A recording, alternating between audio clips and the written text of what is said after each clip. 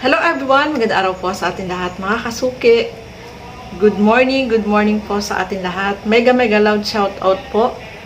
So ngayong araw, eto marami tayong katanungan dito sa ating kalingap couple. May katotohanan kaya ito mga kalingap? Aalamin natin sa video na ito. Totoo ba na mag-on na yung dalawa?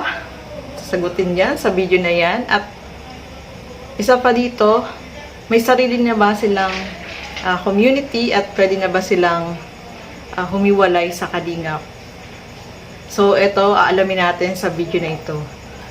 So, bago natin simulan, huwag niyo pong kakalimutan mag-subscribe. Santos Matubang, Kalingap Rob, Ate Edna Vlogs, at yung aking YouTube channel, Gandang Emmy. Sa mga hindi pa po nakapag-subscribe, please subscribe and please hit the notification bell para lagi po kayong updated sa aking mga ina-upload na mga reaction video. So, eto, alamin po natin. Welcome to my channel.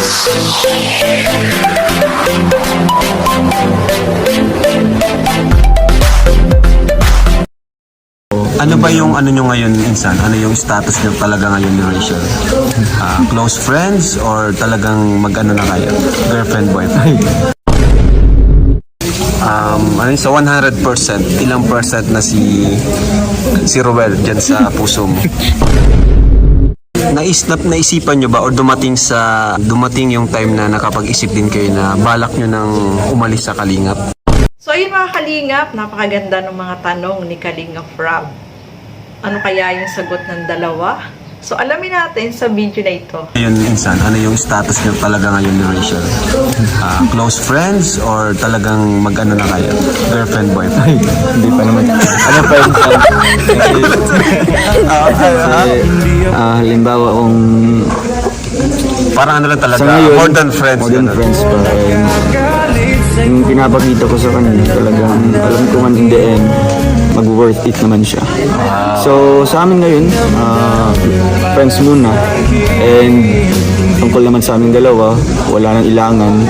Comfortable na ako sa kanya. And then, basta po kung anong ginagawa ko sa kanya, talagang yung mga bagay na ano siya, yung Down. Or may problema siya. tapos panatag na yung loob ko na Sabihin mas panatag ka ngayon compared to... share ko sa kanya yung mga problema. So ano talaga, close friends, ano, Close hindi lang friend kasi basta nga, magkaibigan. Parang best friend, gano'n. Best friend. Pero siguro darating din yung araw na masasabi natin na Sa tingin mo, mga kailan yun? siguro abangan na nila pag magiging ano na siya. Yung Ikaw, magiging- Rachel, sa tingin mo, kailan mo siya sasagutin? Kapag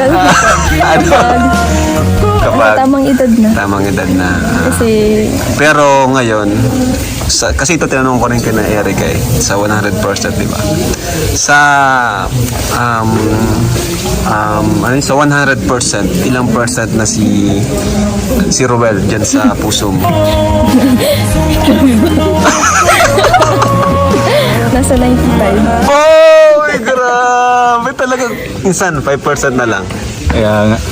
5% na lang. Sa tingin mo, Insan, ano pa yung kulang sa'yo para makuha mo yung 5%?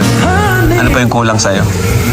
Siyempre lahat naman ginagawa ko para sa kanya, hindi lang para sa kanya. Parang naglabas na sa mga Parang labas na sama ng laban, no? Hindi man po. ginawa Siguro yung mga kailangan ko ba is Ano pa yung kaya sa tingin mo? sa tingin ko,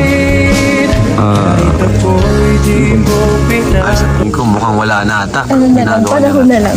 Panahon na lang. Oh, time na lang ang kailangan. So, ayan mga kasuki, na lagi tayong nalilito, kalingap, kasuki. So, ayan, narinig natin yung sagot ng dalawa, no? Si Rowel is talagang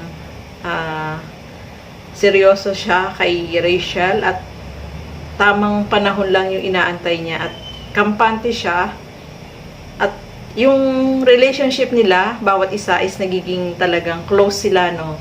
Nagkakaroon ng yung yung nasasabi ni Rowel yung kanyang problema kay Rachel at syempre ganoon din si Rachel, no? Kumbaga sila yung MU or mayroon silang mutual understanding sa isa't isa, no? So, nakakatuwa lang na talagang si Rowel yung ano siya, mapapansin mo sa kanya na talagang napakabait ni Rowel, no? Bagay na bagay po silang dalawa. Si Rachel, sobrang sweet kay Rowel, no? Kita naman po natin, lagi natin napapansin niya na talagang sweet sila sa isa't isa at kinikilig din tayo sa kanila, no? So, nakakatuwa na yung kanilang pag-iibigan ay nagsimula muna sa pagiging magkaibigan. So, mas maganda yun, nakikilala nila yung bawat isa at nakakatuwa yung sagot ni Rachel, no? 95% na itong ginagawang panliligaw ni Rowel sa kanya at 5% na lang sasagutin na. Pero tamang panahon, no? Sa ngayon, mga kakasuki, is silang dalawa ay friends, more than friends, no? Nakikita naman natin yung pagiging closeness nila, yung pagiging sweet nila sa isa't isa. So, doon papunta yun, no? Kasi talagang ano na sila sa isa't isa, yung kilala na nila yung bawat isa. So, nagiging nagkakapalagayan ng loob, nakikilala yung bawat isa, at nasasabi kung may problema ang bawat isa. So, maganda po yun, no? So, tamang panahon lang, tamang time, kung kailan sasagutin ni Rachel si Rowel, aabangan natin yan. Siyempre, sasagutin yan, no? Dahil alam naman natin na talagang bagay na bagay sila. At talagang perfect match silang dalawa. So, ituloy pa po natin. Naisipan nyo ba or dumating yung time na nakapag-isip din kayo na balak nyo nang umalis sa Kalingap? Ay, hindi po. Hindi. Lagi po namin inaano na kapag may papiding po kami, lagi po namin binabanggit ang Team Kalingap. So Kasi hindi doon mo po- naisip kahit konti na maghiwalay na sa Kalingap? Hindi po, kasi doon po tayo nagsimula. Wow. Ikaw Insan. Ay, sa akin po. Talagang lahat ng mga ano siguro sa akin na nakasentro yung matatawag natin na umalis na daw sa Kalingap. Kasi nga, ganyan, may mga community Community na. Oo. Para sa akin po, hindi po yun mangyayari kahit man po na tatanda na po ako talagang hindi lang dahil tito ko po no si Kuya Bal yung head founder dahil may utang na loob po ako kasi nga diyan po tayo nanggaling, hindi po ako magiging si Rowel of Malalag kung hindi dahil po sa Team Kalingap kay Kuya Bal. Kaya po lahat po ng mga program natin, lahat po ng mga charity vlogs, talagang ina-acknowledge natin before po ng ating vlog, before po ng ating program hanggang sa matapos po, naka-mention po yung Team Kalingap dyan. Pero sa ano naman po, mga nainira po sa amin dyan na nagbabash po na humiwalay na daw, no? Nagsarili na po.